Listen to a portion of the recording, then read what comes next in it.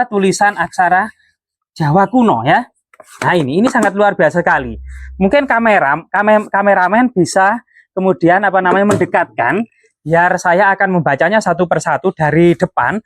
Baris pertama itu adalah semacam penanggalan kuno ya.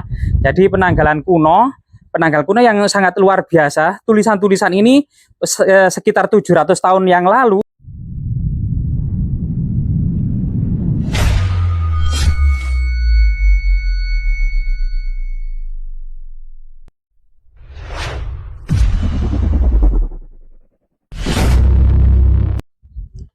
Ya, ternyata di lokasi ini udara sejuk di lereng Gunung Welirang itu tercatat dalam sebuah tulisan yang sampai saat ini terabadikan dalam sebuah batu besar in situ.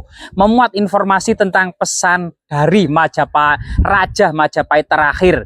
Beliau juga seorang Raja Majapahit ke-12 atau juga disebut juga Raja Majapahit terakhir. Ternyata dari prasasti dan tulisan kuno ini menyibak sebuah sejarah yang bertolak belakang dari sumber-sumber tradisi seperti Babat Tanah Jawi, Serat Kandaning Ringgit Purwa, Serat Garmo Gandul, Serat Gadolosjo, Serat Sabdo Palon maupun Serat Sangkaling Mowana. Berbagai berita tradisi tersebut bisa saja dijungkir balikan oleh berita prasasti ini.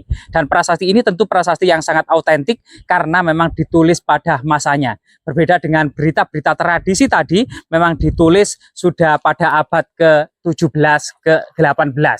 Sehingga kemudian prasasti ini masa-masa akhir dari Majapahit yang terutama di penghujung atau di akhir abad ke-15 Masehi ini banyak informasi-informasi yang akan kita dapati. Kehidupan beragama, kemudian meskipun kemudian di pesisir utara ini sudah berkembang era Islam, bahkan para wali seperti Sunan Ampel sudah mangkat. Tapi prasasti ini menyiratkan bahwasan di daerah pedalaman ini masih memuat istilah-istilah Buddha Padesa, yaitu penganut agama Buddha. Masih memuat istilah-istilah kasusastran kuno yang berlandaskan pada agama Hindu dan Buddha. Misalnya Apastamba Sustra, Catur Weda Paraga dan lain sebagainya. Termasuk di kelanjutan dari prasasti peta adalah prasasti Jiu memuat informasi tentang pemujaan Batara Rama, Batari Durga maupun Maharsi Agastya. Nah, ini luar biasa sekali. Jadi kita memasuki area yang saat ini memang sudah dilindungi oleh Balai Pelestari Cagar Budaya karena pentingnya isi prasasti ini. Rahayu, rahayu, rahayu. Nah ini. Jadi di sebuah tempat yang sangat sederhana, di bawah naungan pohon Bramastana atau pohon beringin putih ya, pohonnya terlihat putih, ini banyak artefak-artefak penting seperti lumpang batu yang juga ditemukan di persawahan-persawahan sekitar ini ya, seperti lumpang batu kecil yang dahulu diduga memiliki makna magis sebagai lumpang persajian. Termasuk lumpang di sini ini diduga merupakan lumpang kecil tempat kemudian menyembelih ayam, memecahkan telur, dan tempat kemudian seorang pendeta Makudur itu membacakan kutukan-kutukan yang sangat menyeramkan. Misalnya di dalam prasasti peta ini baris ke-6 ini juga ada kutukan-kutukan yang sangat menyeramkan. Mereka akan kemudian dihancurkan oleh Dewi Kali. Nah ini. Coba kita memberikan wewangian ya berupa perdupaan dan kita hormati leluhur kita ya. Coba. Jadi di sini ini memang ada kita mendapati sebuah jejak-jejak magis, misalnya lambang-lambang yang ada di sini gitu ya. Ini lambang-lambang yang sangat luar biasa sekali. Dan dalam prasasti Jiu ternyata lambang-lambang ini dijelaskan satu persatu ya. Dijelaskan satu persatu lambang-lambang di sini. Yaitu ada payung, 2 telapak kaki. Ternyata ini adalah Kamandalu atau guci air amerta. Matahari, bulan. Kemudian ternyata ini adalah tugu dalam prasasti peta. Padahal semua orang membacanya itu adalah tongkat dililit ular. Di prasasti Jiu itu disebut sebagai tugu ya, tugu. Nah, ini luar biasa sekali. Nah, di sini. Jadi di lokasi ini selain prasasti-prasasti, artefak-artefak yang sangat penting juga banyak ya. Misalnya di sini itu ada kemuncak, beberapa kemuncak ya ini. Nah, ini diduga ini memang jejak-jejak magis. termasuk pipisan kuno, batu-batu gandek sangat banyak, fragmen Jaya Stamba ya, batu-batu gandek. Dan ini kayak apa, jedingan atau apa namanya, semacam waterbuck kuno. Di sini juga ada lumpang-lumpang batu termasuk umpak-umpak ya. Sebagian besar juga ada batu bata kuno. Ya, lumpangnya ini bolong, artinya mungkin apa namanya kurang tahu, jadi lumpangnya menjadi lumpang bolong ataukah memang sebuah situs lumpang bolong kan, banyak yang bolong-bolong lumpang di sini. Mungkin dulu lumpang bolong juga memiliki makna-makna magis tertentu. Ya, banyak sejarawan yang kemudian membaca dan di sini misalnya Brandes dalam bukunya, dan memang simbol-simbol ini ternyata simbol-simbol magis yang dalam prasasti Injiur dijelaskan bahwasanya simbol ini adalah simbol magis dari Maharsi Agastya atau begawan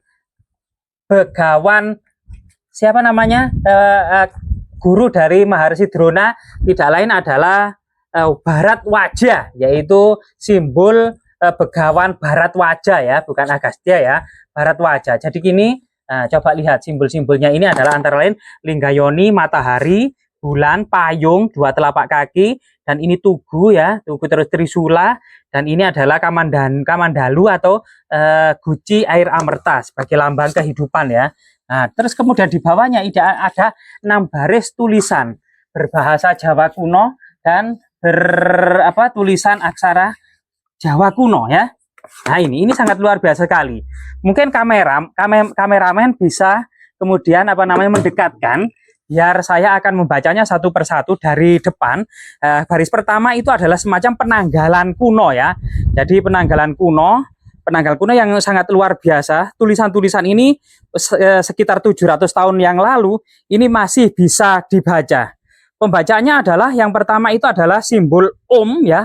Om Swasti Sri Saka Warsatita 1408 Jesta Masa Titi Dasami Suklah Maparawara Tolu Aisanyasnya Gerhana Cara Citraksatra Tiwasta Dewata Kanyarasi Irika Diwasa Sri Batara Prabu Girindawardana Garbopati Nama Dia Ranawijaya Wuda Padesa Haniring Derakian Patih Embutahan Hamegehaken Sungsungirah Batara Prabu Sang Mukta Ring Mahawi Sesalaya Muang Sang Mukteng Ring Mahalaya Bawana Samasung Ganjaraning Sri Brahmaraja Ganggadara Desa Kalana Ring Petak sahampi hanya ngembu salbak wukir sakendeng sengkernya saprakaraning buktinya Sri Brahmaraja Muktiha teka santana prati santana yananaha paksa bumi salwiraning janmanya mariha bumi Sri Brahmaraja Pramana Muktiha kararaning sinong ganjaran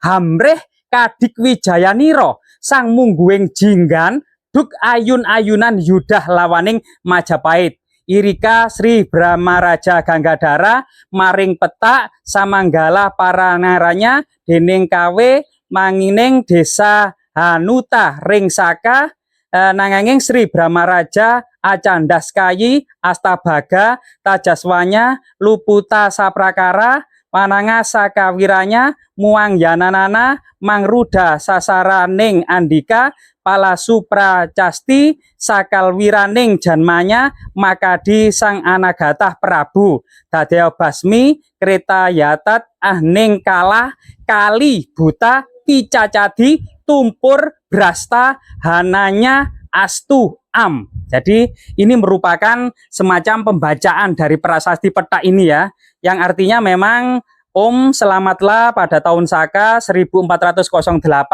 pada hari Komaria yang ke-10 ketika perpaduan bulan Jesta sedang naik, pada hari Majawulu Minggu Pahing sedang bintang tetap bertempat di Tenggara gugusan bulan Citra Dewata Tuasta tanda rasi perawan. Ketika itu Sri Batara Prabu Girindrawardana, nama kecilnya Dia Ranawijaya, yang mahir dalam ajaran agama Buddha, yang diiringi Rakyat Pati Embutahan, meneguhkan anugerah yang telah dikeluarkan Batara Prabu yang moksa di Mahawisayalaya dan Batara Prabu yang moksa di Mahalaya Bawana.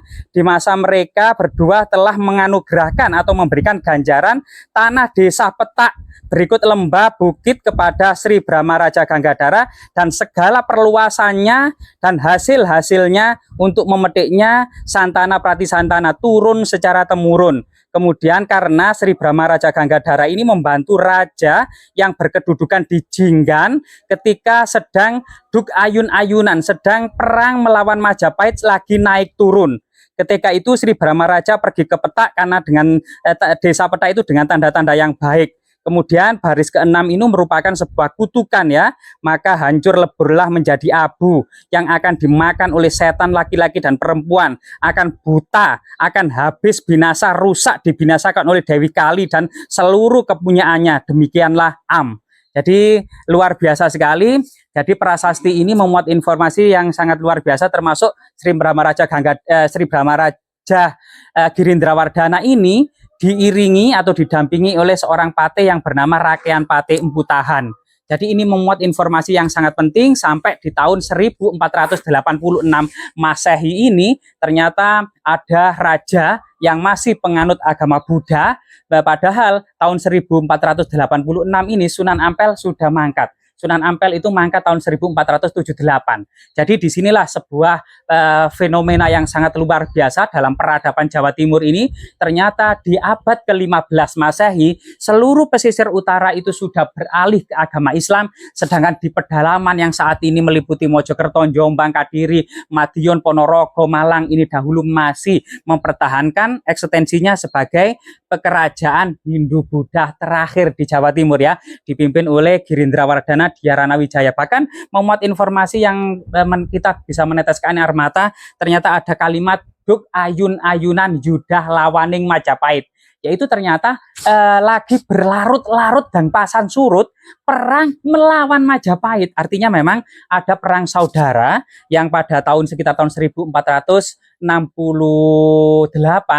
ini memang Brih Kertabumi yang merupakan ayah dari Raden Patah ini memang menggulingkan atau menyingkirkan Dyasura Prabawa ke Daha, dan Dyasura Prabawa menjadi Raja Majapahit di Daha ini sampai mangkatnya sekitar tahun 1474 digantikan putranya Sri Girindrawardhana Dhyarana Wijaya. Tahun 1478 inilah Sri Maharaja Girindrawardhana menuntut balas atas pengusiran ayahnya ke Daha kepada Bri Kertabumi. Setelah itu tahun 1478 Bri Kertabumi mangkat di Kedaton atau di Istana Trowulan. Kemudian beberapa tahun kemudian Raden Patah menuntut balas, peranglah terjadi antara Raden Patah dengan Girindrawardhana Dhyarana Wijaya. Sehingga salah satu kemudian perkara yang sangat pelik dalam masa akhir Majapahit itu memang benar-benar pertikaian internal dan perebutan kekuasaan di antara para pewaris tahta saja,